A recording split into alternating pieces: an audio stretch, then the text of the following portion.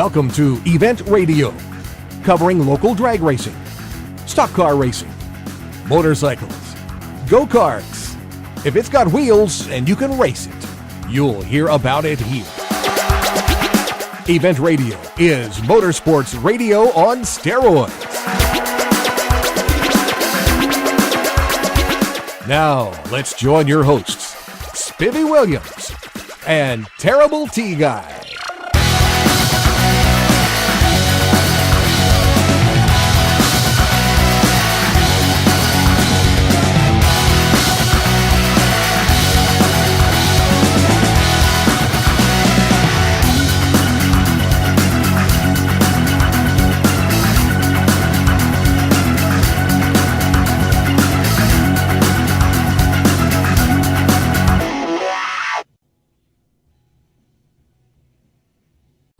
Okay, guys, welcome to the next edition of Event Radio. We are in the middle of the wildest race that we've been to since Hot Rod Reunion.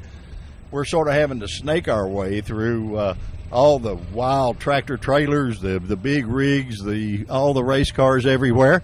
And T-Bone, is this a hit or what? I tell you what, I didn't realize there'd be this many cars out here. There's more hot rods here, more race cars than I've seen in a long time. Well, there's really a good reason for it. Bowling Green's the capital of racing. Yeah, that's true. But there's a second reason. The thing that the drag race fans know is that next weekend is the Daytona, if you will, for drag racers. Indy. The Indy race, the U.S. Nationals, is next week. So you'd say this is going to be a tune-up race? This is actually the last points meet before the race. So you got cars here from the West Coast, from the East Coast, from as far south as you can go and as far north as you can go. That sounds like a Beach Boys song. Yeah, doesn't it? They're all right here today. There are about 700 race cars on the ground, and needless to say, they're all here to do one thing, and that's get all the points they can do going toward the World Championship, which is Indy, of course, is the Daytona. It's the Daytona for drag racers. It's the Indy 500 for drag racers. Motorcycles. For motors, everything. Yeah. It is, Indy is the race. It is the number one drag race in the world. And, there are guys that if you win that race. That's about all you have to win. Yeah. Sponsor in. Sure. It's funny, and we've said this, or I said this in another show, but if you go look at John Force's website, and John Force is probably one of the winningest racers in history. But if you look at his website, the Wallies that he won at the U.S. Nationals take a special place over all of them, and he's won national events everywhere. But this is, winning Indy is the deal. The trick with this race is that everybody gets close to the same tune-up because geographically it's pretty close. We're only, a couple of 100 miles away from Indy? Yeah, about 4 hours. Yeah, we're a couple of 100 miles away. The elevations are close to the same. The weather's close to the same. A lot of things are just about alike. So they get a pretty good baseline tune-up for Indy right here. And, buddy, there is every heavy hitter in the country is here.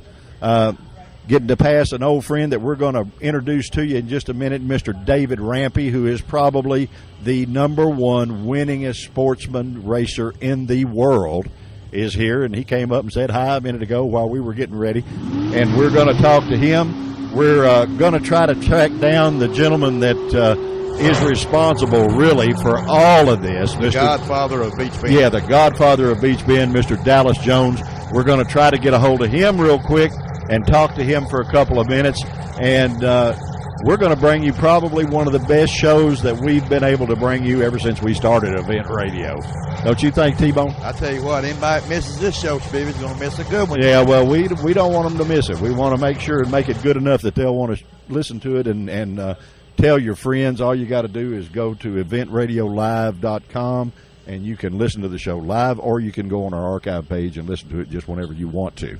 So we're going to get away from here, and we're going to ride up and try to find some folks that you want to learn about, you already know enough about us. You know, we don't have to sit here and talk about us because you know enough about us. But we're going to find some folks that for sure that you will get to talk to and meet, and you'll be glad you spent the time to listen to this show. It's definitely going to be a good one. We'll be right back, guys. All right, guys, like one of the coolest things about coming to any race event that you see done here that you don't see done at a lot of places. We have a lady that we're going to talk to first that just happens to be the chaplain of this event on the Racers for Christ organization. And the racing is so much cooler than so many other sports because the first thing that happens here, we're not embarrassed who you offend. We do a prayer before. Miss Jennifer, say hi to the people, please. Hello. That's a start. How long you been doing this, gal? This is my second year. Second year. Yes. Are you a minister besides here, or what do you do? No, I just mainly do the chaplain here at Beach Bend. I do a lot of work at the church, though, where I attend in Elizabethtown, Kentucky. Do you really? Yes. That's cool. That's cool. It's cool that racers do that. You know what I mean? Don't you think it's neat? Yes. That's what touched me more than anything, is being able to walk down and be able to meet all the racers and those who would like to be prayed with. That's what we're here for, because it's support for them. That's right. That's right. And the fact of being able to openly express your beliefs and not worry about stepping on somebody's toes and all that. The racers don't worry about that. You know, they walk the walk. They don't have to. That's right. Having fun so far today? Oh, yes. It's been a blessing. Of course, I have several that all they know me by is Smiley, because I'm always smiling. Well, that's sort of how we found you, you know. Yeah, we found you with a big smile, you know. We appreciate you coming and doing this, taking your time. It is so cool to do that, and you know, all the racers appreciate you. I know, because we're part of them. You know, we are one of them. So we that's been going on a long time. The Racers for Christ organization is huge. It would amaze you how many of these racers are members of that. Yes. So, yes. And what's really cool is you guys actually hold a church service on Sunday morning. Yes, we do. We've got 2 in the morning. 2 tomorrow morning. Yes. So this is almost like your non-denominational churches. They have 2 or 3 big services, and they do it at the racetrack. Right. So actually really cool. Miss Jennifer. It's a real big blessing, I tell you. Great. Miss Jennifer, thank you so much for joining us on Event Radio, and we appreciate what you're doing. I honestly believe, thanks to you and some other folks, we keep these racers pretty safe, and they have a big time. Yes, we do. All righty, gal. Thank you so much. We'll be right back. Yep. All right, we got. I've run up on an old buddy that I told you just a little about in the introduction of our show, and we're going to get a little bit noisy here, but that's okay. This gentleman, I believe, honestly, you have the title, and you probably won't give yourself this title, but everybody else does. You are the absolute best sportsman racer in the world, Mr. David Rampy. David, how are you, my friend? I'm very good. How about you? Oh, I'm pretty good for an old country guy, old fat country boy. I'm all right.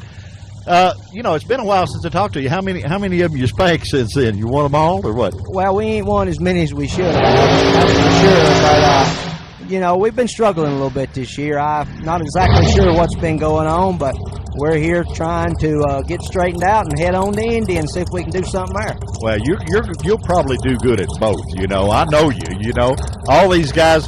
You park right up in the front, and you do that for a reason, because they hate to see you here. You know, you've been doing this as long as I can remember. I mean, back when I did this deal, you were running a red Chevy 2 back then, and that's been a long time ago.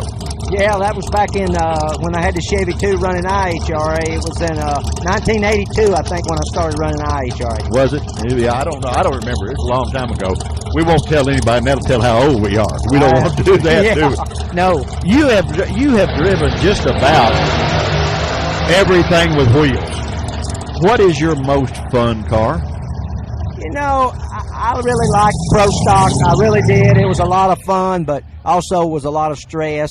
But I think I'm happier right now running Comp and Super Stock.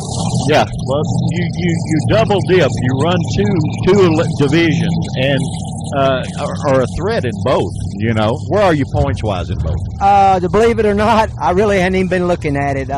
We're leading the division in Super Stock, and we're in the top 10. I know in Super Stock. Other than that, I'm not exactly sure. You've always been in the top 10. Well, they don't even delete that from National Dragster. They just leave you in that column and just move you up and down. You know, and usually it's up. You know, you run a lot of bracket stuff too. Do you do that? I know you don't need the money, but do you do that to keep you sharp, or what do you do? Well, there's no doubt. The bracket racing definitely keeps you sharp. I mean, absolutely. Of course, I always say the more times you're at the track, the better off you are. You know. Well, I talked to Don Bowles last weekend, and he told me, he said, I'm having fun, and the faster I go, the more fun I have, So, and I know you know Don, too. Right, so, yeah, no doubt. This is a big turnout at this event. Right. Lots of cars. And isn't it because it's the last points meet before Indy? Yeah, I think a lot. Well, it's the last Division 3 points meet. Plus, a lot of people that are going on to Indy. This is kind of what we call a tune-up. Kind of the weather will be close, and everything will be about the same as it will in Indy. So it's kind of a tune-up. So a lot of people like to come here before they go on to Indy. How many Indy Wallies have you got? 3, I think. 3. And they mean more probably than all the rest of them, don't they? Well, Actually, they do. You're a modest guy, but the guys that win Indy, that is like winning the Daytona 500 or the Indianapolis 500. If you're a drag racer, absolutely, no doubt. That's as they say, that's the granddaddy of them all, and we definitely. You always want to win Indy. And you're one of those guys that's got some of those things sitting on the mantle, so you know for sure. David Rampy, a year from now, what are you gonna be doing? I don't know. We just kind of go with the flow and just see what happens. I'm just not sure. I think about retiring from time to time, but then again, I don't know what I'd do. So I love still doing this. So I guess as long as we got the money to do it, we're gonna keep going, I guess. Well, you'll be all right there, buddy, because I guarantee you, as much of a winning driver as you are, there are sponsors in line to talk to you because they get all the publicity in the world when you're around, and that's the name of the game anyway. And maybe on this little radio show, we can get you enough more extra sponsors to get us a hot dog out of it. You think? Maybe so. That'll work. That sounds good. I like hot dogs. There you go. Okay, buddy. Well, listen, we appreciate you joining us on Event Radio, and it is always fun for me to get to see you. Been friends a long time, and, yes, sir. And always look forward to it. Thank you so much, David. I appreciate it, buddy. I certainly enjoy it, sure enough, and I appreciate you taking the time to talk to me. Hey, bud, it's my pleasure. Guys, we'll be right back.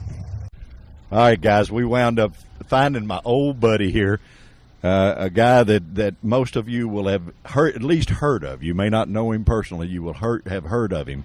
If you live in Bowling Green, you've heard of him. That's for sure. Or if you've gone to the U.S. Nationals, you've heard of him because he has won more Wallies than anybody in the state of Kentucky, from what I understand. My good friend, Mr. Dickie Ogles. Dickie, how are you, my friend? Fine, sir. How are you doing today? You know what I find really ironic? Here you spent a lot of years teaching auto mechanics to the kids, and you wind up saying, let's go talk under a shade tree. Does that mean you were a shade tree mechanic, or what does that mean? Probably so. That was probably the best shot. Yeah, that's what you've won a ton of U.S. National Wallies. Class win trophies, yeah. Well, I mean, hey, a win's a win, buddy. We're not really too proud. You have done what probably 590 of these cars out here haven't done, so you can call it whatever you want to call it. But how much, and I know you've won Wallies at other places, and we talked to David Rampy about this same subject. How much more do the U.S. National Wallies mean to you than any of the rest? Well, they're just class to themselves. I mean, I've got one from 1965 that stands half tall as I am, probably, and the NHRA Museum, when they were in town for the Hot Rod Reunion a couple of years ago, wanted to, and they were probably right. They said, why don't you just donate it to us to put in the museum? Evidently, there's not too many of them around like that, And does that mean we're getting old? No, well, surely that not. or the museum's getting younger. I don't know which it is. But, they were right. And but those things are something, I've given some of them away to my friends and all, and a few things, but not those. Well, I've got the 40th the black one that they sent, I've got it, and I was going through them the other day, the 50th and the 40th, and those are things, Those I'd are never things get that rid of. just yeah. I mean, those are priceless items, to you and to anybody that is good enough to win one. And trust me, there's a lot of them out here that are not good enough to win them, but you are, my friend, and you have, and you ain't got to prove nothing to nobody. I mean, it's right there. There it is. You still got a drag race car. Yep, still got my Corvette, my super stock Corvette. Yeah, Got still my have it? trailer, got my truck. Still just sort of doing it when you want to and having fun, huh? Right. Mm-hmm. Yeah. Is that more fun than like you used to beat at it all the time? Well, a friend of mine and I was talking the other night, and we were just having a conversation. We said, we were talking interest and stuff like this. Evidently, he said, you remember when life was simple? All we had to worry about was if we had enough money to go to the next race. That was it. Yeah. And he was right. I said, Lord, have we got enough money, enough gas to get to this race? If we win 50 or 100, we can come back home. We can get back home, Yeah, without pawning something And or something to get he back. was exactly right. That really stuck with me. He said that was all we worried about if we had enough to go to the next race. Yeah, it was a lot simpler now. I mean, then than it is now. It's we were talking to, I forgot who it was, about the bracket racing. That is so technical now. This old guy don't understand it, and they said that a tenth of a second doesn't exist anymore. Even in that, you got to get it really. I'm sure you understand. Milliseconds is what they're looking at. Yeah. And they're talking about just about every inch of the racetrack, tuning the car to that. It was Don Bowles is who it was, a good friend of yours, Right, I know. Yeah. I was in the Army with Donald. We were in the Army together even. But, they tune the car now. It used to be you made it leave the starting line, you had it pulled all the way through the lights, and boy, you were a happy camper. But that's not the way it is anymore. They each inch just about is looked at, isn't it? Right. You're right. I looked at one the other day, boy, had a nitrous bottle in the trunk. I said, what do you use that for? He's a real good racer out here. He said, if you don't do good getting off the line, you can give her a little shot down there. I said, well, I guess that's right. They actually run every inch of it, and they put together a thing called a package, which I didn't even understand what a package was. Well, that's your overall package that they look at. Yeah, the right. Reaction time and blah, so on. Yeah, see, you're technical. You're the you're the professor. No, you understand I observe this stuff from the outside now. Do you ever want to do the bracket stuff? No, I never have. Never had a desire. I just never had a desire to do that. Nothing wrong with it. They're good people, all of them. I like them. Real good friends, some of them. You've But always liked the stock and super stock cars. Yeah, didn't it? yeah. You like standing them on the back bumper, in other words. That's right. I took my girlfriend to the races several years ago, and she hadn't ever been exposed to them, and we're going there with the blah. She said, "What's wrong with them cars?" I said, "Hon, it's too deep. I can't explain. I can't even explain that. Your Corvette, I've watched you run it, and buddy, it's skybound. I mean, lots of times. Oh, that's a nice car, and it's very the chassis and all, and it's when it sits down just so gentle and easy. It don't just wham down anymore. And it really That's due to horsepower, buddy. That's the guys that ain't got the horsepower are the ones that are bouncing down through there. But we were at this race up here. A couple of good friends of mine. One of them sitting close over here. I went back and I said, "Man, that thing's getting way in there." "Oh no," they said, "it's fine." I went over and bought the picture too. Y'all been lying to me all day. So now I'm scared, right? Yeah. I can't believe I was in there. They said, "Well, we didn't want to tell you that. It's doing too good." Yeah, one thing about it, you could make sure and see if the sun was shining or not. Yeah.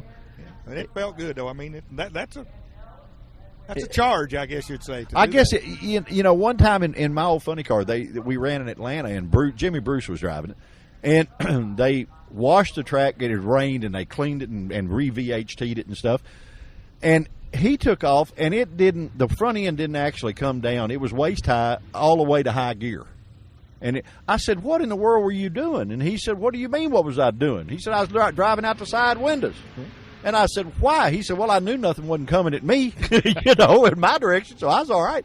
So yours goes a long way, too. Yeah. I mean, it goes – does it run all the way through at least, low gear straight up? Yeah, I'm almost – and a lot of times when you make the shift from first to second, it's still up, in the air. It's still up, yeah. How quick is your car running now? Well, it ran low, 9.0s, high 8s at 151, 52, and it's got to step up just a little bit now, a little bit more. That's a long way from that 65 car, ain't it? Oh, yeah. What's the biggest adjustment you as the jockey have to make from when you started to now? I Well- mean, you're a wealth of experience. We don't get to talk to guys like you much that, number one, that are as friendly as you are, and number two, that will tell us the way it really is. And I know you will. So It's just a matter of you just got to be so focused on everything now. I mean, used to you didn't really look like boom away you went, and bang a gear and go. But now it's, zap, zap, zap. Everything's got to be right on. And if you haven't got a data logger, you're just lost. Yeah, We yeah. go back and download it and look at it, and they'll look at it and they say, nothing wrong with the car. You was millisecond late on your shift or something, You Yeah, it was shifted. you. It yeah, wasn't- yeah. right. They don't adjust it on the car. The car's fine. yeah, you know. and back then you would have adjusted everything on the car. Sure. Yeah. Yeah. We talked about them tuning them with a laptop. That's something else too. That's do you do any of that? No. We don't have to do that. That's most of your later model stuff, fuel injected stuff. Uh-huh. They do those with a laptop. They So have you're to still have- back to doing what Right. you know up here and not what the box is telling you to do. You turn a screw, it's okay. Other than you turn a screw on one of them, you may be out in left field somewhere. Yeah, there you go. Well, I'm glad that I don't know about you, but me, I'm glad I did it when I did it because I'm not smart enough to do it now. And it's I don't understand it. I like it, but I don't understand it. You're kind of like we were a real good friend of mine, Jimmy Wable, down in Florida. He and I raced together against one another, for years. And Jimmy said, if we could have chosen an era to have grown up in related to drag race, right where we grew up was the time, Yeah. that I would have chosen. And Yeah. he was right. I said, you're exactly right. And I agree with you there. We talked also in an earlier show. This place, of course, has always been one of the premier race facilities in the country. I mean, we're fortunate to have this in our back door. But even before then, this racetrack used to be open every night. And if you had a little street race going on, buddy, you didn't have to worry about racing on the street. You come out here in the middle of the night and let her happen, and nobody cared, Yep. And that's sure not like it is now. Oh, no. And it's because of lawyers and insurance and all that. I mean, not that Dallas would care. He'd be all for it, You're right. We used to get into it on the street and come out here and settle it out here and go right on. Yeah, go right on. Now, you had two, and I've asked you about this before, you had two really cool cars that I remember growing up, seeing you in, and you sold them to a pretty famous guy, both of them. Right. A fellow by the name of Roy Orbison. Right. Mhm. Yeah, he got them both. So, I mean, that says, guys, if you're listening to this, that's the kind of car and the caliber car that this gentleman has always had.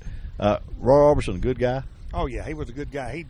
He was a friend of mine in Hendersonville that he was personal friends with, and he'd come over to the shop and say, well, I'd be down there, and let's go eat lunch, We'd go up to the local Greasy Spoon, sit there and eat lunch, just like you or I would, Yeah. He was one good guy. He was a great guy. Well, he bought your 40 Ford and he bought your 57 Chevrolet. Right. That turquoise 57 Chevy that was absolutely gorgeous, beautiful. Well, the 40 Ford was too. The 40 Ford, of course, burned up in his house when it burned up. Really? And 57 they wrecked it right out of Rockwood, Tennessee, put her on a roof out there. But it, Well, one thing about it, they sure didn't have a blemish on them when you had them. I know that because I sit there and other maybe me drooling and blowing off in the in the air, but I agree with you 100%. We grew up in the coolest time of this. Of course, still enjoying it now. Get to come out here and get to do this, and you go home and you're still clean. You know, Yeah. makes a big difference, I guess. I was helping a couple of friends yesterday up on the line, lining them up and getting them in the water box. Now, which I don't usually do, but nobody was with them. And Linda and I went to eat last night, and she said, what am I smelling? I said, well, I've been up on the starting line with the water box, all the smoke and rubber all over. There me you tonight. go. And it smelled good to you, though, probably. Oh, Lord, yeah. That's essence of Ethel. Is that? And you make friends that's lifetime friends. Yeah, I mean, we've talked about that before too. Because guys you meet at the racetrack stay friends forever. Oh, yeah. You may not see them for years, but they're still your buddy when you see them, just like they were before. Well, Dickie, my friend, thank you so much for joining us on Event Radio. On the other show I did, you spent an hour with us, and still to this day, one of the most asked guests to have back, and rightly so. A true prince of a guy that has more experience than 99% of the people out here, and the number one Wally winning guy in the state of Kentucky. My friend, it is an honor. Thank you very much for being on Event Radio. Well, thank you for having us. Have a good one, buddy. We will. We'll have fun. See you, man. Well, Dickie Dickie Oakles is a pretty cool interview, right? He's one of the best we've had, Spivey. Everybody's good, but Dickie's just local boy, done real well. Yeah. He and just a prince of a guy. I mean, just a great guy to talk to. I can remember when I was just a wee child, 14, 15, Dickie come by the house and hang out, and I thought that was so cool. He had that turquoise 57, and Pop had the white one, and I'd have two of them sitting in front of the house was just too good. Yeah, there you go. Boy, that was like better than going to the drive-in, wasn't it? Yeah. Well, guys, we've had a fairly busy morning here, and we have noticed that this has got to be a premier event for one reason, if for no other reason. The Reynolds Hilton is in the house. The Reynolds Hilton is open, and if you've listened to our shows, you know that that's one of our favorite spots when it gets close to burger time. Especially if you got a tapeworm. Yeah, if your tapeworm's acting up, you can always go to the Reynolds Hilton, and you know where they are. They can't hide from us. And we go down there and get all the goodies and all that stuff. Mr. Dwight will be cooking, and we'll have us some fun, I think. I can smell the food from here. You think so? That's it. Oh, man, I think so, too. We're going to have to sneak up and get back in here, and looks like we can. Man, you believe we can drive down there? I don't see why not. I think we can probably pull that off. Guys, we're going to take a quick break. We have found our buds here at the Reynolds Hilton, and Dwight's over here waving, and the smoke is going, and I think they're calling our name. Dwight's T-Bone. doing a burnout. Dwight's doing his burnout. I got you. We'll be right back, guys, after the Reynolds Hilton break that we always do at these events. bye. Say bye. All right, gang, we have made it through the Reynolds Hilton, and we have snuck up here behind a good old friend of mine that has, I believe, maybe my favorite car of all times. A fella that's been doing this for a long, long time, Mr. Skeeter Wayne. Well, Spivey, I'm glad you located me. I wasn't really hiding from you. Yeah, no, you weren't. Hey, there is so many cars out here, Skeeter. You just can't find everybody. I mean, they're parked everywhere in all different directions. Buddy, you've been drag racing as long as there's been a racetrack, just about, hadn't you? Well, I've been fortunate. There you go. It's been a long time, yes. We were figuring it up the other day. This will be my 20th consecutive year racing the U.S. Nationals. Well, I tell you, you and Raymond Godman, they ought to have a special club for you two or something there. A couple of years ago, I was sitting up there right behind Raymond in our seating area there at the U.S. Nationals, and I went down and told him I've watched the Bo Weevil run many, many years. Oh yeah. I interviewed him at Hot Rod Reunion. I asked him if he's the mayor of Memphis yet, and he said, "Lord, no, I'm not crooked enough to be with them guys." But he's a trip. He's a fun man. Yes, he is. Very, for a man to love his sport like he does, and has showed other racers what he's not handicapped by any means because he's out there doing it. What year is your street roadster? 34 Chevy. 34 Chevy Roadster. Guys, if you have not seen this car, go online, do whatever you got to do. It is, if you've ever wondered how they really get a cool candy apple red paint job, you can get lessons right here from this car. It's as close to a candy apple at the fair as anything you have ever seen. Pretty tasty, too, when you drive it. Yeah, I bet it is. But it is absolutely gorgeous. Always, every time you see it, it looks like it just came out of a car show. I tell you, I always said, of course, it was multicolored, and then I've said if it ever got repainted, it'd be candy apple red with gold leaf lettering. Well, buddy, you got it, and it is a show enough knockout. And the trick is, it runs as good as it looks. Well, thank you. I get pretty lucky every now and then. You do all right, my friend. You do all right. Having fun at this event? Oh, it's always a great event. It's just a tune-up for us to go to Indy, and you can tell by the car count that's here. And we always have a great time at this event. Yeah, you run around here like I was kidding him. I said I don't know exactly where the nickname Skeeter came from, but he's going like a little bug all over this place. I was trying to chase him down, so maybe that's, I don't know, where did Skeeter come from? Well, I'll tell you, when I was about 10 or 11 years old, I was playing golf and had some older friends of mine that were showing me the ropes, and they just graduated from high school, and they were football jocks and everything. And yeah, there you go. They just kind of took me under their wing. They had fast cars back then, and they gave me the nickname. And There you go. There you go. It kind of stuck with me. Well, you've lived up to it now, I'm telling you. The fast cars, you have never forgotten how to do that or where they came from because you've always had them. You know, it's such a cool deal when, for me, because I've been doing this a long time, and to come back and this for Terry and I, even though it's technically a little bit of a job, it's not really. We're having just too much fun doing this. Where else can you go and spend the whole day interviewing all your good friends and finding out what they're up to and telling the whole world about them? You know, that's pretty cool. Oh, that's the kind of job we all need to have. Well, it don't pay much, though, Skeeter. Well, okay. I'm sure yours does a lot better than ours, but but look, the fun you're having. Yeah, I guess that's right. I guess you got to figure that equation out, you know. But we are having fun. Skeeter, my friend, we have kept you still too long, you know, because you on the move. So we have kept you still too long. But thank you so much for joining us on Event Radio. Thank you, and always glad to see you. Hey, buddy, it's always my pleasure. My pleasure too. We'll be back, guys. All right, guys, we were coming through the pit area, and every once in a while you will see a rig that just sort of jumps out at you and says, "Woo, stop and look at me," you know. And if there is one at this event, trust me, the old fat guy here has found it. And, sir, what is your name, sir?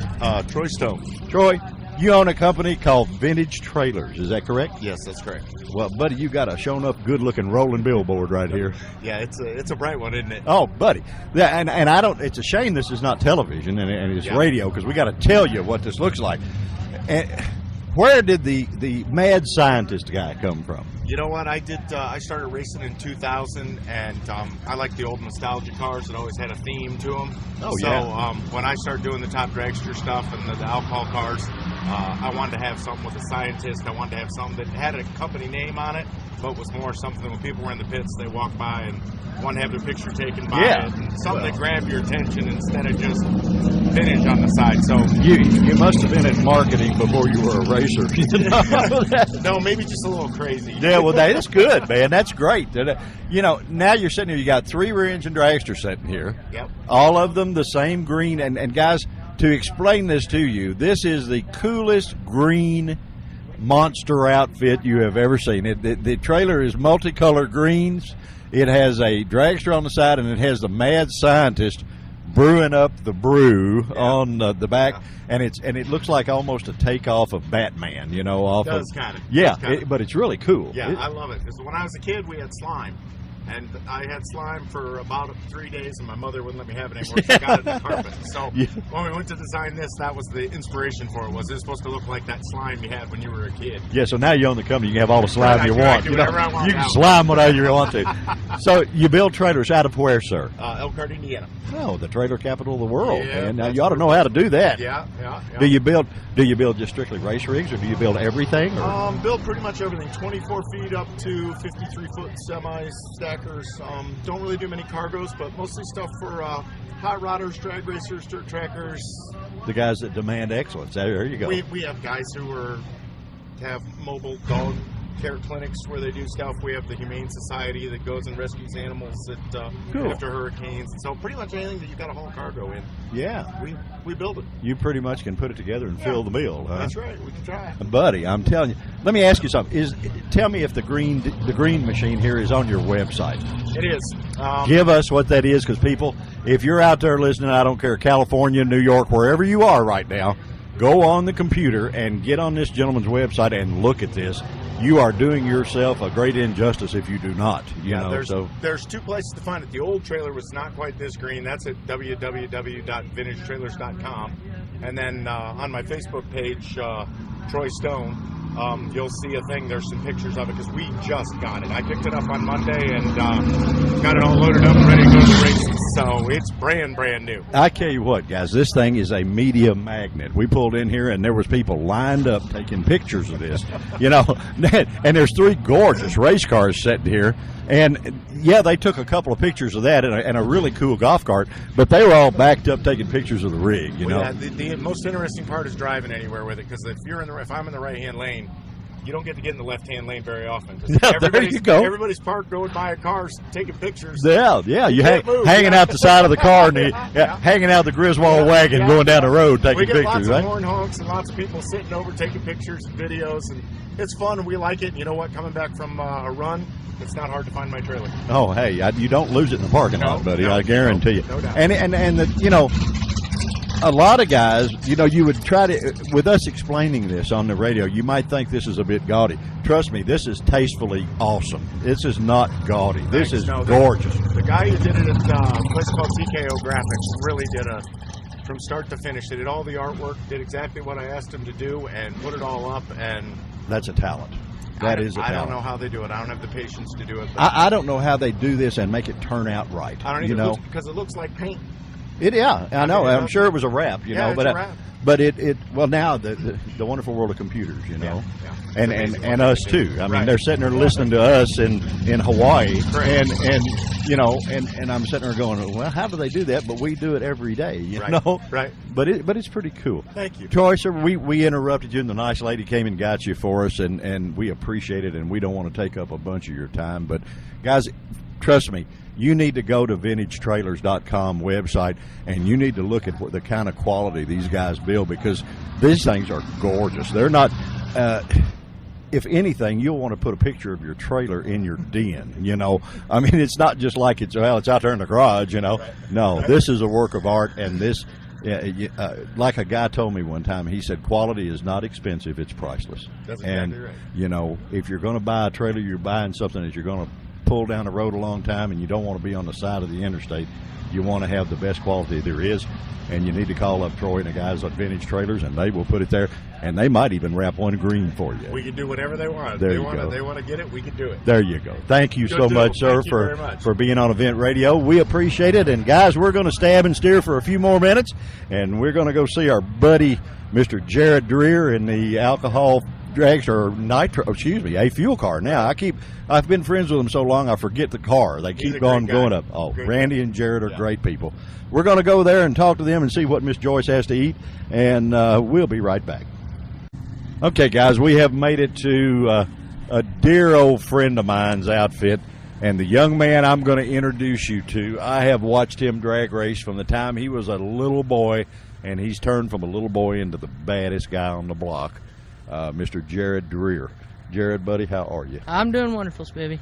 Where are you? Number 4 in this field, I think? Yeah, I believe so. We just took her easy on that run there. It's hot out here today.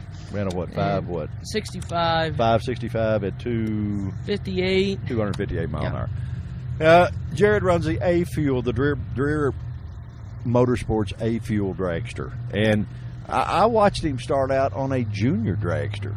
When you first started, or actually your dad and I raced together a long, long time ago, and have been dear friends for, I would say, nudging 40 years or better. You know? And watch you on the junior dragster all the way through the ranks. You went through a comp car, and you went through a top alcohol dragster. Now you're in an A-Fuel dragster. Yep, sure am. And my very first start was this place right here in my junior. So yeah, they didn't have juniors anywhere else, and Dallas was kind enough to put the program in play here, and this is a place to come to. So, well, it's a good racetrack. Oh, it's wonderful. They do just such a good facility here, and keep everybody. They can't ask for anything better. I mean, this is just an awesome place.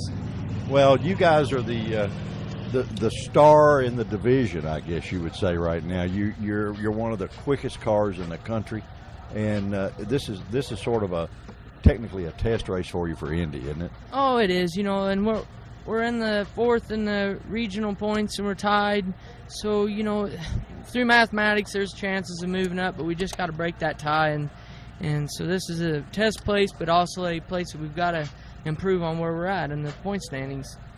Well, you do that quite well. And the cool thing about you guys, there is not a huge crew around here. You and Mom and Dad and Uncle Red, there's who we'll call him. Yeah.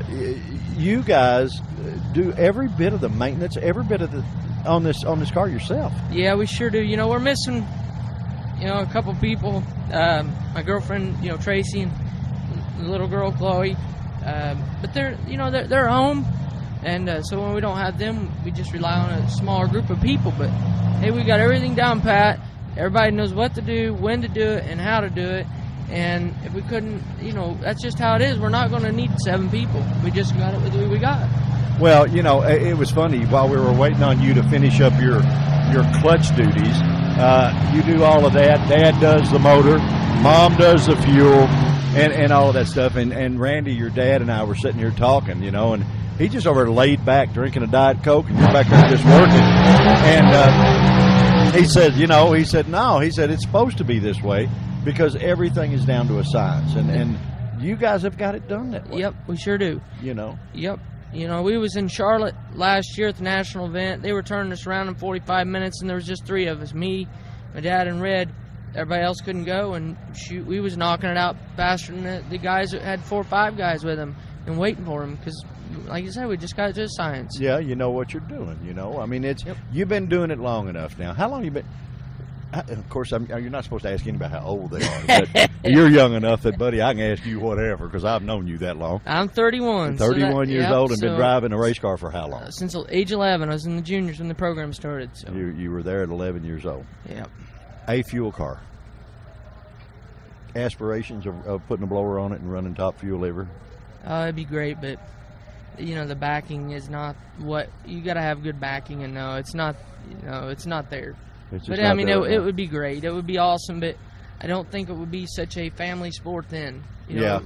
Anytime you get, there's such a thing, and there's a saying that too big sometimes is too bad. You can be just as bad having too much as not enough, and when you get into that, boy, the pressure just got to be horrendous. Oh yes, I'm sure it is.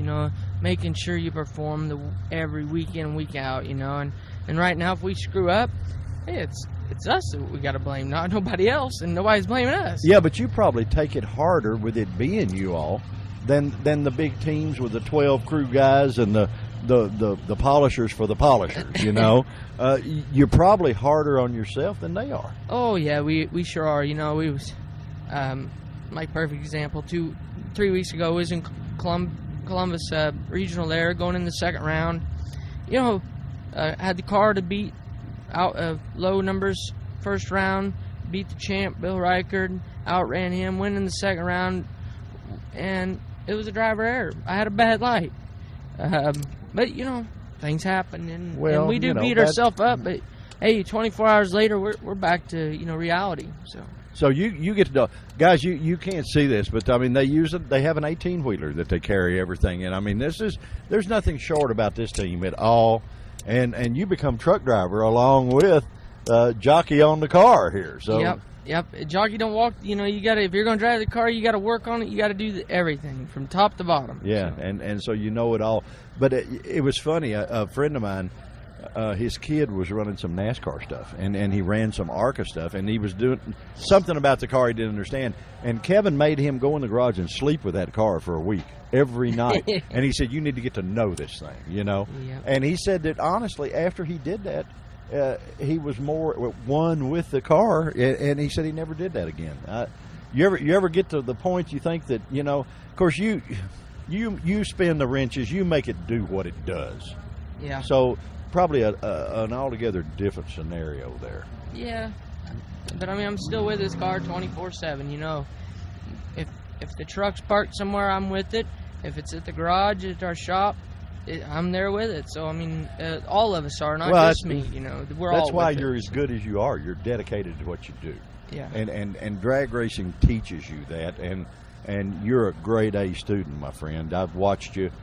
Come up from a very young man into a seasoned veteran, and you know how to not only talk the talk but walk the walk, and there's a lot of them out there that don't know how to do that. Well, I appreciate that coming from you. Well, I don't know whether it means anything, but it is the truth. Mom, get on you any about stuff? If you do something wrong, are they loyal crew members, or do they turn into mom and dad then? Both. Okay. All right. It's just according to what it is, and how bad and what the circumstances are. If it's something that happened that was an unexpected deal, okay. If it's something that happened that you really should have fixed it or had the fixed your driving ability, yeah, they'd be on you. But the only reason they would is to keep you from doing it again. That's right. And how much of an advantage is, because your dad is an old pro from way back.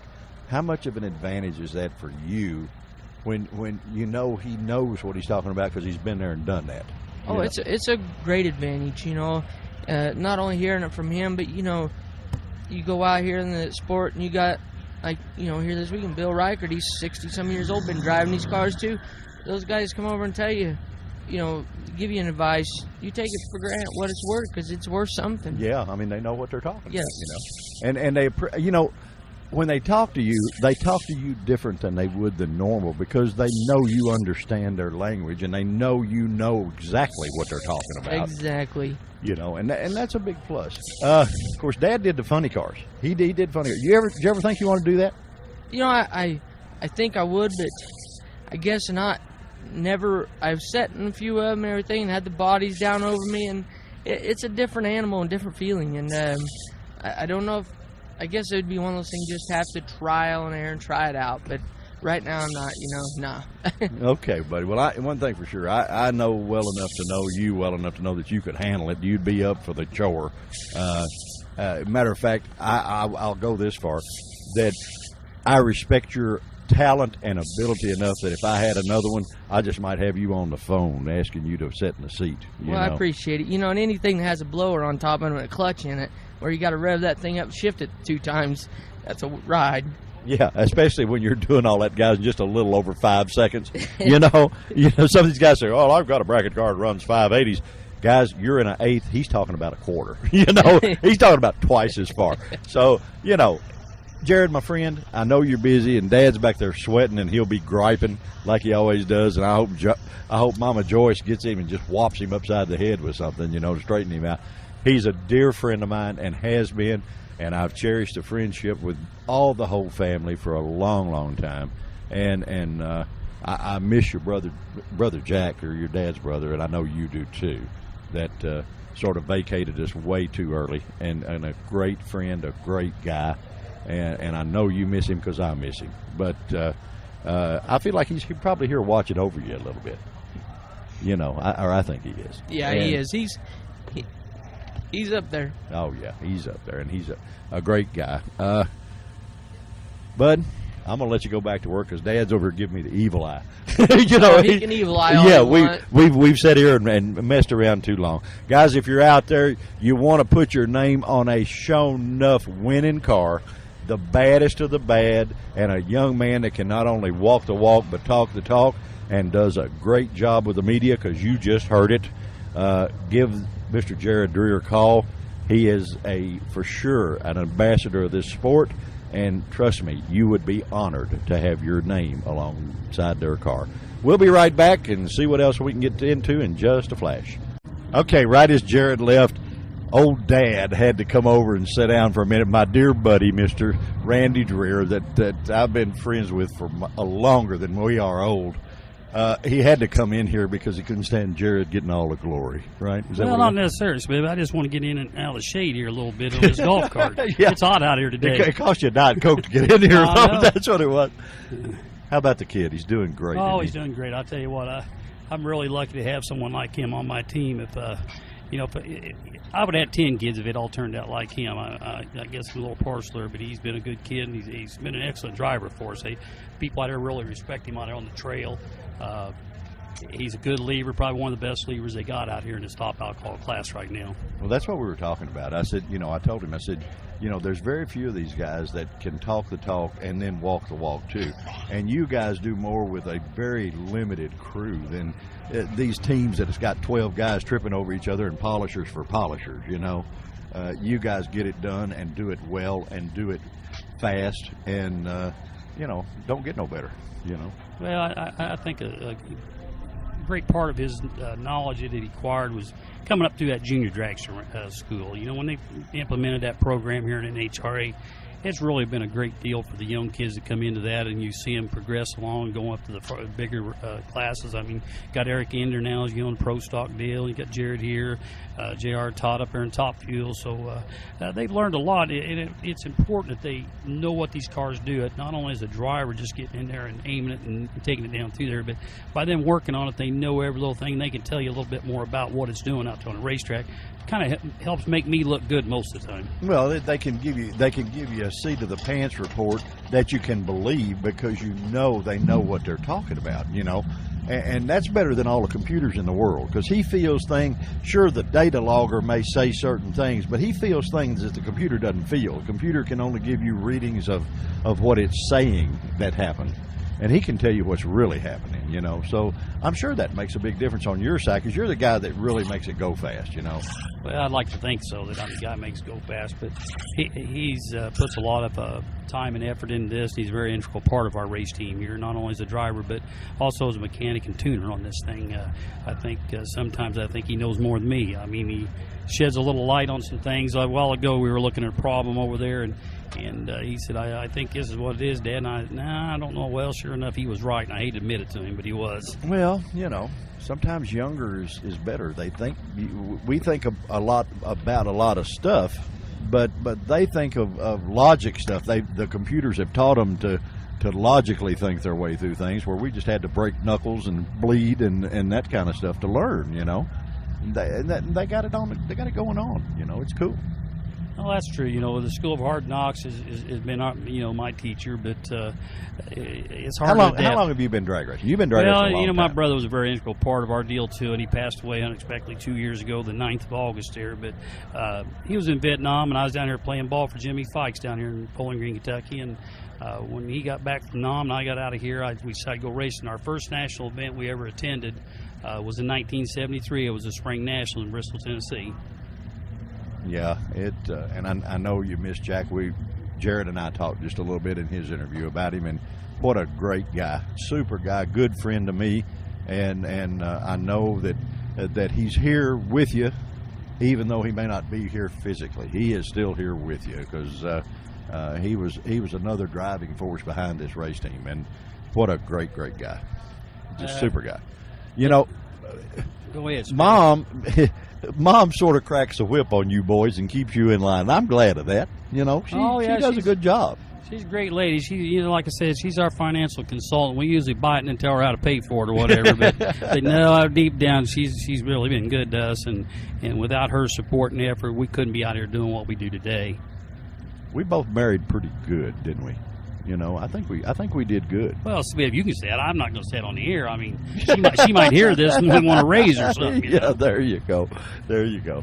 But thank you so much. I'm glad we finally got you up to spend a couple of minutes on this show. You know, it was like pulling teeth to get you off your chair over there, but you actually showed that you actually do know what you're doing. You know, well, I appreciate that. But you know, it's a shame that people out here that's not live where they can see us, because it's probably unbelievable that this golf cart can hold two fat people like me and you. Well, they're going to have to start making these things wider. I think either that or we're going to have to get one of those wide load seats put on this dude. So yeah, I had a young kid tell me I had more rolls than Dunkin' Donuts. I don't know if that's true or not. Yeah, I don't know. I guess we both do. And then Mom was here with cookies a minute ago, so we got to get off this radio and go find the cookie wagon here, guys. Listen, my dear friend, Mr. Randy Dreer, there is no better friend and no better racer on these grounds than this gentleman. And if you don't believe me, just look for this A-Fuel car and watch it, and it will verify everything that we have said.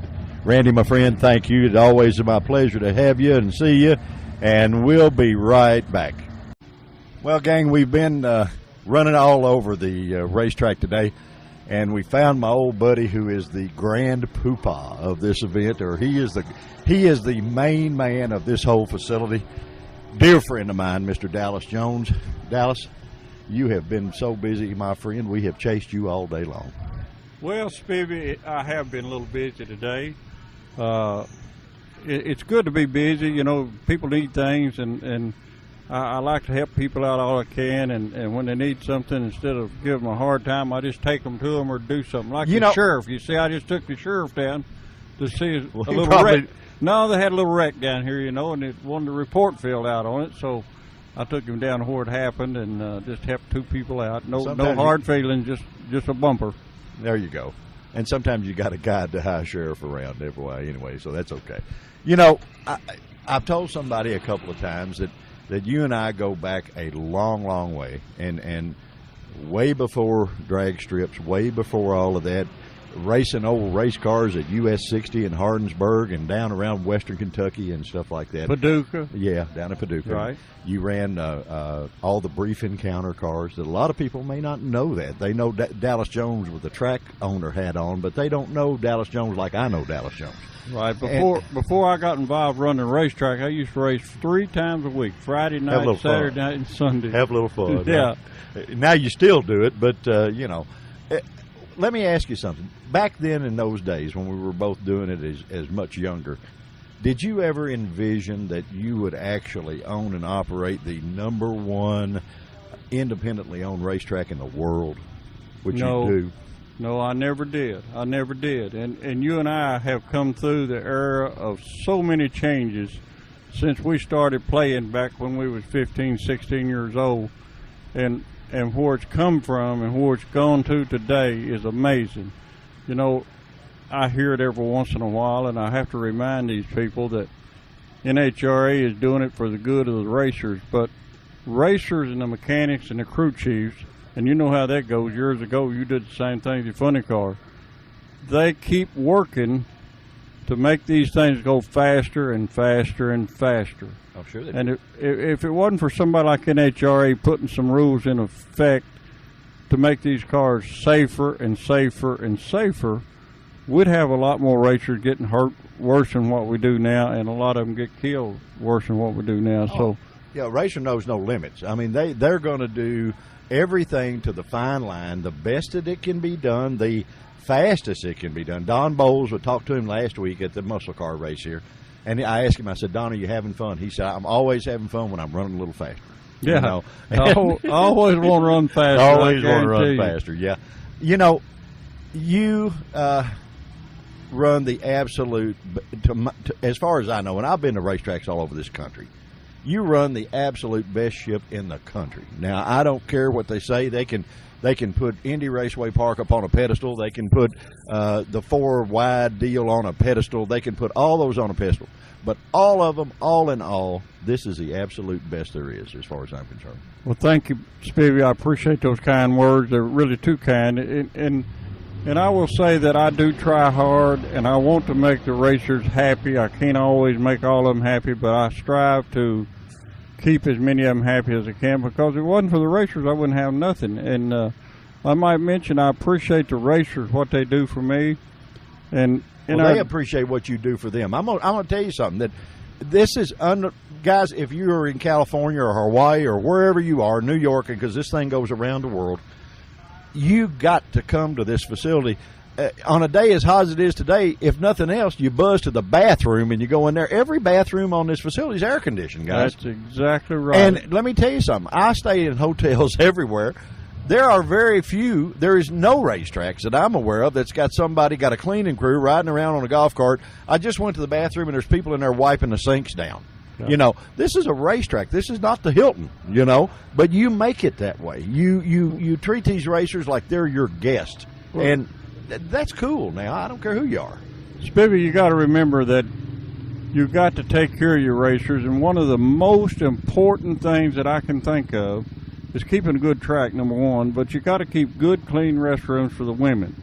Women don't like to come into old smelly restrooms, you know, and hold their nose while they're trying to use the bathroom. They want to come into a good, cool restroom, or in the wintertime they're heated. Yeah. And have a good experience in the restroom. So we do keep a cleaning crew around the clock. At these big races like this one, where we're open 24 hours a day, we just rotate them in and out and keep them going all day, all night. You know, I did a little bit of a show with the Tourist Commission here in town. And you were probably, I hope your ears weren't burning, because you were part of the main subject of that show. But back when the recession was really, really bad, thanks to this gentleman, Bowling Green didn't hurt as bad, but with you and the girls at the Tourist Commission and all the events that you have going on here, that brings a ton of money, not to you, but to this community. And the tourist gals, they realize it, and they want to do everything they can to help you. A lot of the city officials still hadn't figured it out yet, but maybe they will sooner or later. But you bring in events, which is, I told Vicki at the Tourist Commission, her and the Chamber of Commerce need to swap seats. because you guys bring in instant profit to this community. There money that's left here, you know. Good, clean money. That's right. And you don't have to give away the farm to get it here, like a lot of the so-called city officials do when they try to bring an industry in, you know, and they have to give away half of it to even get them here. But the events you bring here, we had talked about it. I'd always said when I got the age that I am now and I decided I might want to just quit and get out of doing everything, I wanted to retire in Daytona Beach because there was so much going on. Now I've completely turned that around thanks to my buddy here. There's events going on every weekend in this facility that are killer events, guys. They're not just your normal everyday event. These are major, major happenings in this country that draw people all over to here, you know, and thanks to you for doing that. You're the one that does that. Well, we're just happy we can do it, and you're talking about the community. See that white truck there? You know what he's doing? Yeah, I know. He's emptying trash cans. That's right. He's picking up all the trash. Yeah, you got your own garbage, sir. I mean, you would think this is Disney World down here a little bit. And by the way, you have resurrected. We talked to Brock at the drifting deal, and you have resurrected the park from nothing into one of the premier amusement parks in the country. I mean, it's as nice as it gets, and it's a good, clean, wholesome family place to come with a water park that's killer and the whole deal. And it's fun. Back on that community thing, I want to talk about that just a little bit. I am so happy that we can share with our community, and I call this our community. We all live here. But we do, in the motels and the restaurants and the service stations and malls, shoe stores. I remember one time when John Force come here back in 2009, his daughter was racing. The first thing he done is come to the front gate and ask my wife where the closest malls that he wanted to buy a pair of shoes. And she told him, and he left, and he come back a couple hours later and had a new pair of boots on. There you go. So that just goes to show you that people do spend money in a mighty different ways, in a lot of different ways. Well, it's a trickle-down effect if he doesn't go buy those shoes right now. He makes it possible for somebody, whether they're the guy driving this garbage truck out here that you gave a job to, or whoever that working in your concession stands, or the people that sold fuel to all these people, or the groceries that they've eaten, or restaurants they've been in, or fuel for their vehicles, or whatever it is. They bring money into this community, and it's all because of what's going on right here. And that, how do you even measure that? I mean, you can't. You know, you just can't. And if some of these people could just see what's here today, all these big diesel and gasoline rigs, how many gallon of diesel fuel it takes for them to get from their... Well, you own a trucking company. You ought to know, be able to figure that out. These guys travel 2,000 and 3,000 miles one way to get here to this race or racetrack for whatever race they come to. Yeah. But, you know, it's amazing how much money, and I've often wondered if you could take a pencil and piece of paper and just start at one end of this racetrack and go to the other end, how much money is involved in this, just this event right here now, with all the trucks, all the campers, all the cars, double stacker trailers. I bet it's over $1 billion here sitting on this ground. Easily. You know, and what I find amazing, and because we come and do shows at all of them, when you come to the next one, it'll be a completely different set of cars. Different group of people. Full different group of people, different set of cars. And Terry and I have commented on that lots of times. You know, we'd come into like the muscle car race, and we'd see an all different set of vehicles that we had never seen before. And I mean, here we do this all the time, you know. This is, you have more events back to back, and it's something for everybody. I don't care what it is, who you are, you're going to like what you see. I mean, just plan your vacation, whatever. You can come to Bowling Green, and you really don't even have to check what Dallas has got going on, because it'll be something cool every weekend of the world. You know, it's just amazing to me. And you're exactly right. We have a lot of different events, but every event may have a few repeats, but for the most part, every event's got something different. All right, now I'm gonna put you on the spot. Have you got a favorite for you personally? I know you don't slow down to see any of them. I've been chasing you for 3 hours, so you don't. Spivvy, I don't know that I've got a favorite. They're all favorites of mine. I'll tell you something we hadn't mentioned, and I really enjoy the races and enjoy the party. and that's a Harley race. Oh, I know. We Terry and I we came out and did the Harley show, and of course we talked to some of the racers, really good guys, and it's we made the comment, it's completely different than what the public thinks it is. You know, they think that because they see the black leather and that kind of stuff that they're doo-doo, oh, they're bad. They're really not. I mean, the guy you're talking to may be a doctor, a lawyer, or whatever, but he's just sort of letting his hair down a little and having a good time, you know? It's kind of like everything else, though, that we talked about a little earlier.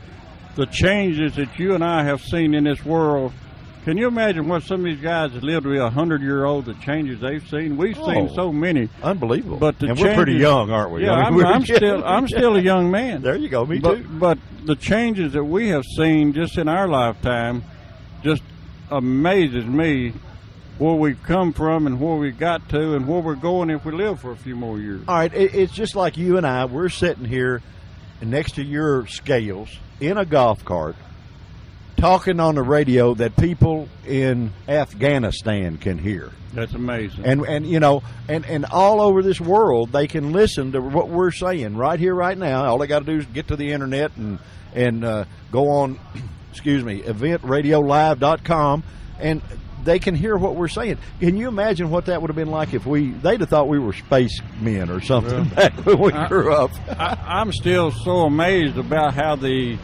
media, the internet and all has taken off and gone. I'm still too old to catch up with it. Well, I haven't caught up with it, but thank goodness we have a computer engineer that knows how to do that, and he gets this thing sent to California, and it works, and you can sit and listen to it anytime.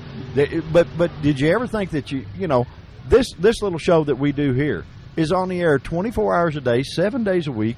You get to listen to it when you want to, not necessarily when they tell you to. Yeah. And if you miss it, you can go on like our website and touch a button and hear it 6 months from now. Is that right? Oh yeah. I mean, you sat around at Christmas. You say, "Hey, you want to hear this wild interview I did?" All you got to do is punch it on a computer, and at Christmas you can hear it again. And so it does that. But I guess where I'm coming from on this, when we started, I mean, you were doing good if you could pick up an AM radio station in your car. Right. Right. I mean, WLS out of Chicago was the best thing in the world, And I don't know. I had a lot of fun, as you did, going to Paducah and going to Sturgis Drag Strip and all those little places back then.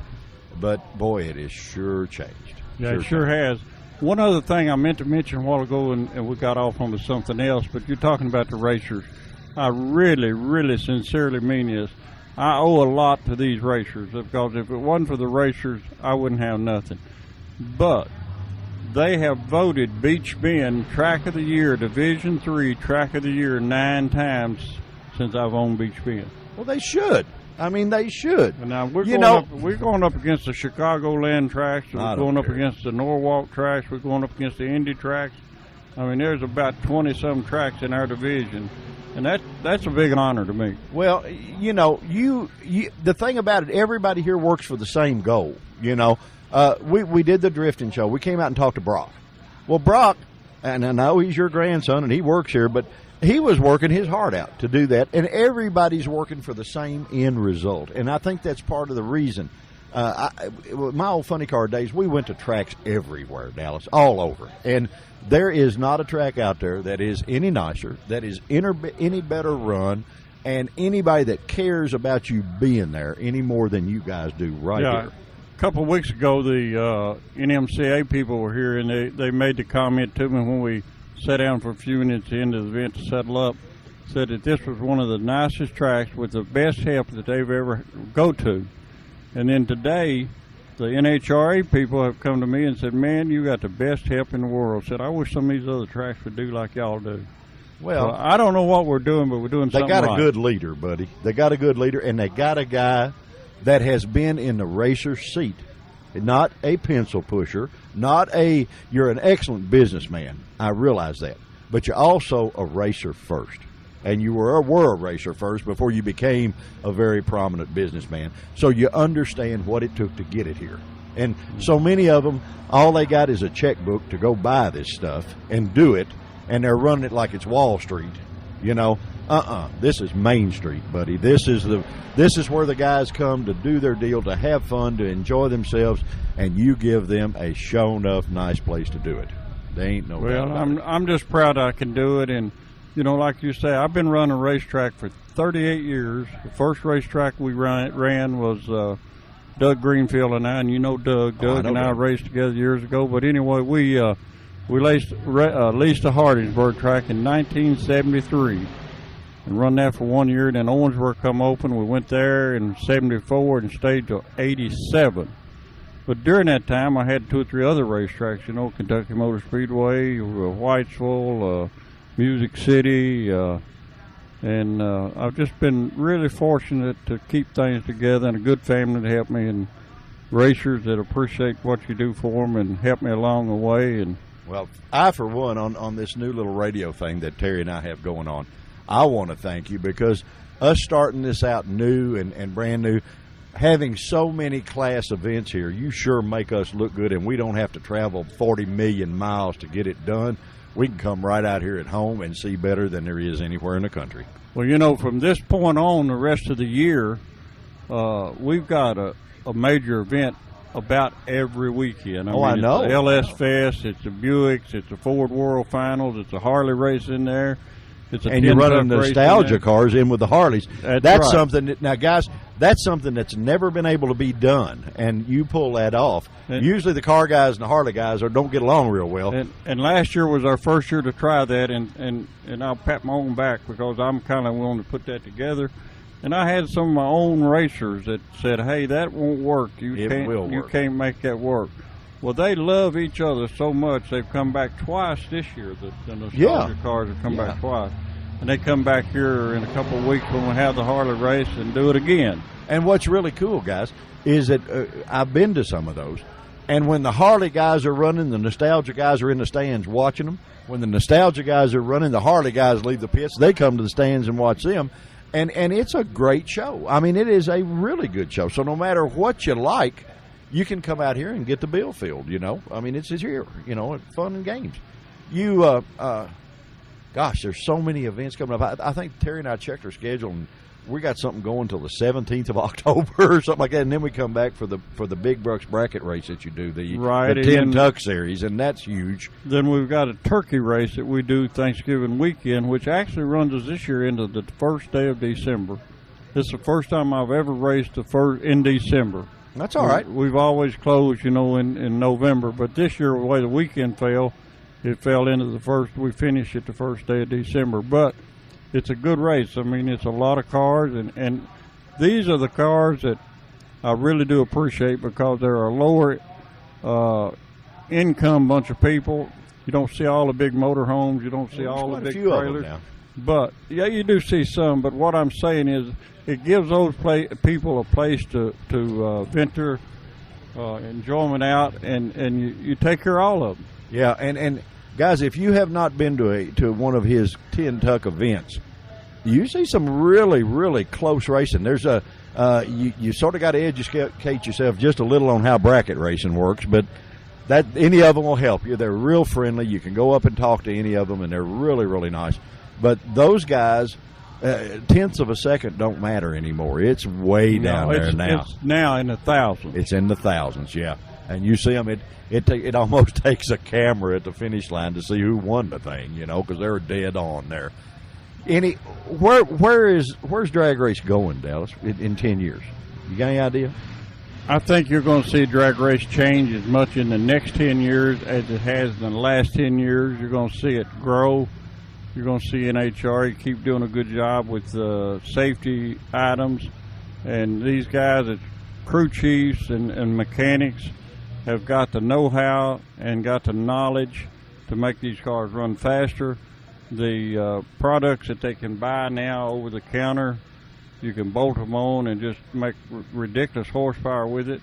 So I think you're going to see things change just as much the next 10 years as they have the last 10 years. So you can probably imagine that a top fuel car in 10 years will be going 2.5 seconds in 1,000 foot. Yeah, sure can.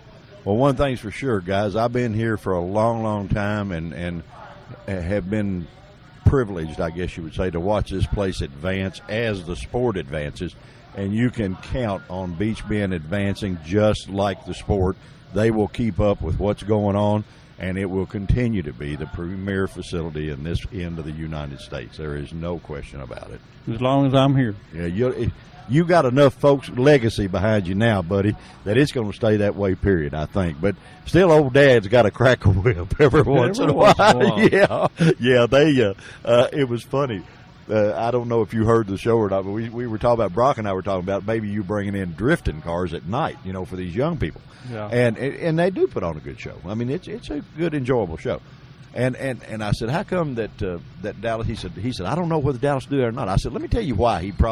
He has to really think about it. He said, why? I said, because he's so successful at everything he does, he doesn't want to take a chance on ruining his track record. You know, in all honesty, this drifting thing is kind of a new thing with me, but it does bring out a different type of people. They're good people, but they're young. Yeah. Their hair may be a little longer than mine and yours, but there ain't nothing wrong with that. They got a little more color in it than ours does too, don't it? They do this drifting, and it's a spectator crowd. I mean, people like to come and see it. And it's young people. And And as long as you get the young people involved. I had Barry McGuire on here from the Wax Guy, and he said, as long as young people get involved in the car hobby, period, everything will be fine, and they are. We need more young blood. I mean, it's an expensive hobby to get into in most of these things, but we need more young blood. But I can see in the last 2 and 3 years of a lot of younger kids getting involved in it. And I think that General Motors, Ford Motor Company, and Chrysler has all helped that with bringing out the new Camaros and the new Mopars and the new Mustangs, and made them available for these kids. Yeah, they're doing the Co-Pro cars and stuff like that, where it's a ready-made race car. But it was like that when we were younger. That's exactly right. And let me ask you something. You're doing something that Brock and I talked about that I think is really neat on your Through the Week program. You're making them put names on the cars. And that's the way it used to be. I mean, every one of the cars, it wasn't Jimmy Joe Jump Shot. That car had its own recognition. Most everybody's got a name on them now. Oh, do they? Yeah. Okay. Well, I don't get to see a lot of that, but that's cool that's coming back in, because I grew up in days of the Blue Max, in days of the cars that Color Me Gone. Color Me Gone, all those cars, and there was a certain bit of charisma there, I think, that made it a little more fun. Maybe, I don't know. It's fun now. I mean, the cars you see at this event, man, they're first class. I mean, it's just, and they got 2 and 3 of them in a trailer. They're bringing spare everything. One other thing I want to mention before we get off here, because I think it's important to me. Jay Hollinger, our Division 3 director, was telling me a few minutes ago, we have 129 stockers here this weekend. 129. Yes. That's the first time that NHRA has had what they call a full field of stockers. A full field is 128. Yeah. And this is the first time they've had a full field of stockers since 2004. Well, I spent earlier in this show, and then if you get to listen to it, you're so busy you may not. But if you do, I had Dickie Ogles on here, and we sat and talked for quite a while, because Dickie is a super stock racer. He's a legend. He is a legend. And I did not know until earlier that he has won more Wallies than anybody in the state of Kentucky. I did not know that, because he started winning them in 1964. Yeah, I didn't know that either. Yeah. Dickie has won more than any single racer. And I would have thought maybe Kenny Schindler or some of those guys would have beat him, but he's been doing it longer. But anyway, we talked a lot about that and how they have advanced and all that stuff. And it's really cool. I mean, it's neat. The Stockers and Super Stockers guys put on the show for the fans. You would think it's all funny cars and dragster. These things are sitting on the rear bumper, and they're putting on a show. It's good to have a mix of cars. You need a mix of cars, and it seemed like this weekend, I've never seen a cars going 230 to 270 mile an hour down this racetrack, and they're not all top fuel or funny cars. They're just top dragsters, top dragster. Well, we're going to go, when we have to let you go, we're going to before we get out of here, we're going to talk to Lynn Ellison. He actually made a pass last night and turned into the fastest carbureted car in the world, single carbureted car in the world. Yeah, but now you know the downside of that? What's that? He only held that about 5 minutes and he got bumped. Oh, did he? Okay. But he did. He made the quickest run in his lifetime last night. Went a 6:33 at 228 mile an hour or something like buddy, that. That's flying for a single carbureted car. The unlucky part of that was about 3 pair later, another boy come by and went a 6:05 or 6:06 and knocked him out of that hole in that. Well, guys, let me tell you something. That just is a more testimonial on what kind of facility this is and how well these guys prep the tracks, what they do. You know, the part that is so cool about this, you don't see what's going on Wednesday. You get out here on Friday or Saturday and you see it all in motion, but you have no clue of what all goes on to get it that way. And, I mean, there's enough grass here to mow to keep a guy busy. And then... No, not a guy. About 5 guys. 5 guys. More than I mow at my house. Yeah. How about that? But all of if you haven't been here, all the pit area is blacktopped everywhere. You don't have to set off in the weeds. You don't have to set off in gravel. You don't have to do any of that stuff. And you need to take time, come to this facility, check it out, come to any event you want to, because you will be treated right. People will appreciate you being there. And I don't care if it's from the front gate to the concession stand. And if you find somebody that you don't like, if you allow him to ask for Mr. Dallas Jones, he'll fix it. I don't care what it is, because he does that. And it's maybe another thing that we don't want to forget to mention is that our amusement park and water park and campground, you know, it's all a big mix here. The drag strip, the campground, the amusement park, the you water like park. riding a roller coaster, don't you? I love that roller coaster. I have ridden that roller coaster probably 300 times. Well, it's yours. You can ride it. I can ride it all. I can ride it all. I have what about the Michael Jackson ride? Now, I ask everybody about is there? Can you buy a special ticket to sit in Michael's seat or anything? You don't have to buy a special ticket. You just got to be in line and first come, first serve. But we do have his Sea Dragon, and it's got the little glove box back there. And when we got it, it had a pair of white gloves in it, but somebody was nice enough to me to steal my gloves out of the box. So, well, it's not like he wasn't a pretty important guy. Probably, you know, it's probably a J.C. Penney pair, but they were white gloves anyway. So yeah, there you go. We got it with them in there. We left them in there till somebody decided they need them worse than we did. So we had to replace them. Can you imagine how much advertising it's got you over them telling that they got these white gloves from Michael Jackson's ride? And another thing, you know, it's a sad thing that Michael Jackson or anybody else has to die at such a young age. That's but true. We bought this ride a couple of months before he died, and when he passed away, I have never in my life seen the amount of flowers and ribbons and bows and people crying and lined up to ride that ride. I mean, it was all over again. Yeah. Well, I mean, you know, he was a legend. He was an icon, and guys, you can come to Beach Bend and you can ride his ride. That was at Neverland. Neverland, you know? yes, yeah, sir. you can come here and ride it. And you got a killer water park. You got, I mean, the park is gone. It is so nice. It is unreal. They've got the best rides that there is, and I'm not much of a roller coaster guy, but I'll watch you do it. You know, I'm not a big roller coaster fan. There's some coasters that I don't like, but we have got an exceptionally smooth coaster. A lot of twists, a lot of turns, a lot of seat time, air time in the seats, and just all that makes a good mix for a good ride. Well, buddy, I tell you what, it has been our honor to have you on Event Radio and get to spend as much time with you as we have, because normally we'd be bumping you on the scooter trying to slow you down to get you to do this. Well, and it's because you're busy, and I understand that. You know, I have certainly enjoyed doing it, and I appreciate you slowing me down and getting me stopped, because I've enjoyed doing it. And we'll do it again someday. And we did do it in the shade. Yeah, we come to the shade today because it's 93 degrees out there today. You know what I think would be fun, since we do this on the golf cart? I need to come one day and you and I take off in this thing and talk our way through a tour of this whole facility, park and all, And you can tell me the behind, sort of like going in the backstage of the Grand Ole Opry. You can probably get more information out of them two people than you can me.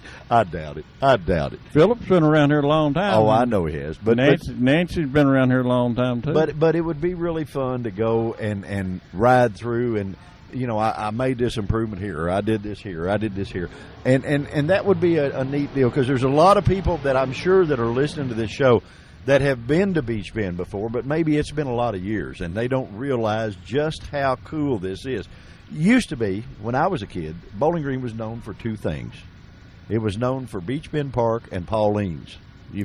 No matter where you went, and guys, for the ones of you out there that do not know what Pauline's is, all we're going to do is tell you what it is. We're not going to get into it on this radio show. But Pauline's was a brothel in this community that was around a long time, and she was on all the late night TV shows. It was Johnny Carson back then, I think. But you could, no matter where you went, there were two things that Bowling Green was known for, and that was Pauline's and Beach Bend Park. And now Beach Bend has surpassed her. And now you tell them you're from Bowling Green, Kentucky, and they say, man, that's where all the cool stuff happens. Is it? Well, you got to give Corvette a lot. You got to give General Motors a lot of credit. Corvette has made Bowling Green a lot too. They've given it a recognition. They don't bring in 30,000 people at one time and spend as much money here at one weekend as these guys do, but. Well, they give it some recognition, though. Yeah, they sure do, and they've got a neat place out there, a cool place, and if nobody's been through the Corvette Museum, they owe it to themselves to take time through in Bowling Green to go through the museum. Yeah, but you for sure need to plan on making a stop out here, bringing the kids, and like I say, you can go to the campground, you can stay in the camper, or Dallas has cabins and campers down there that you can rent and stay in, and you get to go to all the park stuff, and then you can come down here and see the best world-class events that there is anywhere right here at this racetrack. And I'm tickled to be here. I've sort of forgot about Daytona Beach. I'm just we may go there a little bit for a week or two in the winter, and that's about all I can handle. I'm ready to come back home. About 1 week of Daytona, I'm ready to come back to Beach Bend in the cold weather. Hey, but Billy, I'm going to thank you for stopping me, and I'm going to get out of your way and let you go talk to some of these other people. But I really do appreciate you taking time to talk to me, and hopefully I'll get a chance to listen to it. Well, we want you to listen to it, and more than anything else, thanks for being a friend for 50 years, buddy. We started this mess a long time ago, and we're both sitting here, old guys now, amazed at what we've seen and getting to this point, and sort of speculating on what it's going to happen in the future, and we're both going to hang in there to find out. Well, I still got a good outlook on the future. I think the future is going to be just as good as the past. I think that we'll have some troubled times and some challenging days and all, but I think that overall we're going to be all right. Oh, everything's going to be cool, guys.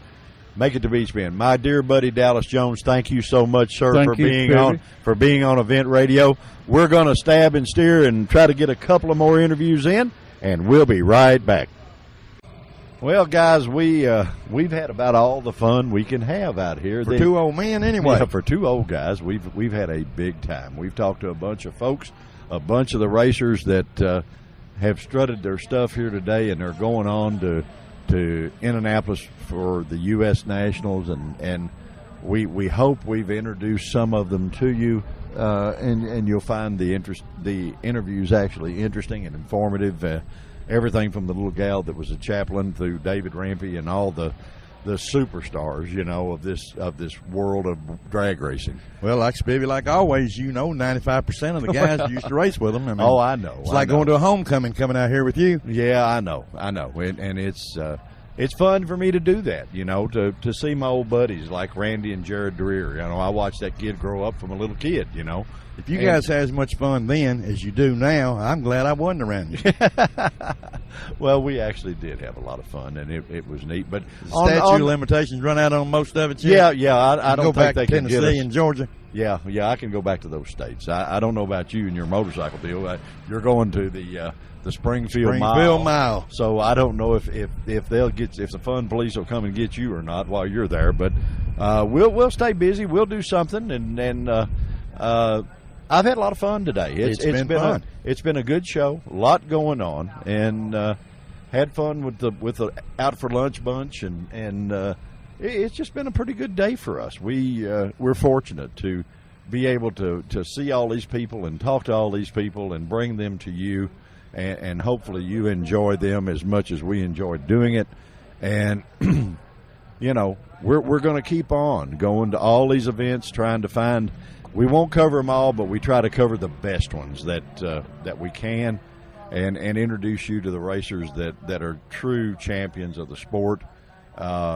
That both then and now. If it's got wheels, we're going to get around to cover it. If it's got wheels, we're going to cover it. And, guys, it's real simple to keep up with us. All you got to do is tell your buddies to go to www.eventradiolive.com. And once you get on there, you can just push the little Live 365 button in the top right-hand corner. Or if you want to hear a show that perhaps you may have missed, just go to the archive page, and we'll be right there. You can pick and choose any show you want to hear and listen to it when you want to. It's just like a drug. Push it one time, you'll be hooked. There you go. But we want to bring stuff that you enjoy listening to, that you say, man, I wish my family had heard that. Well, with our show, you can. With the archive page, you can play it for anybody that may have missed it. And we certainly appreciate you listening. T-Bone, I think it's time we go to the house, don't you? Say bye. Well, guys, we'll see you on the next edition of Event Radio. We're having just too much fun, and thank you so much for joining with us.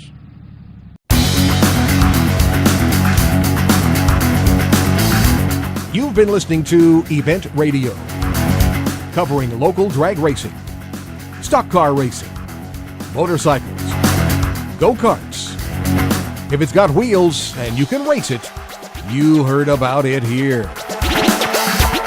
Event Radio is motorsports radio on steroids. Join us next time with your hosts, Spivey Williams and Terrible T Guy.